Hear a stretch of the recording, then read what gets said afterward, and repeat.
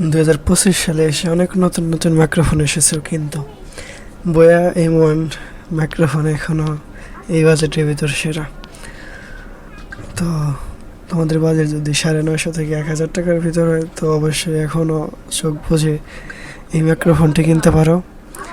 তো এই মাইক্রোফোনটির sound quality মোটামুটি ভালো। আমি এই যে এখন যে রেকর্ড করতেছি, এটা বয়া M1 মাইক্রোফোন দিয়ে একদম র সাউন্ড, কোনো এডিট করে নেই। তো এটার অনেক সুবিধা আছে, তারপরও আছে এই বাজারের ভিতর নয়েজ ক্যান্সেলেশন মাইক, অনেক ভালো প্রিমিয়াম সাউন্ড কোয়ালিটি। তেমনি কিছু অসুবিধাও আছে, যেমন পিসিতে ইউজ করতে এক্সট্রা ব্যাটারি লাগে, এটা আমার কাছে অনেক প্যারা মনে হয়। তো কি আর করার, বাজেট কম, কিছু করার নেই। তো সব মিলিয়ে এটা কিনলাম। তো আপনাদের কাছে কেমন লাগলো অবশ্যই কমেন্ট করে জানাবেন।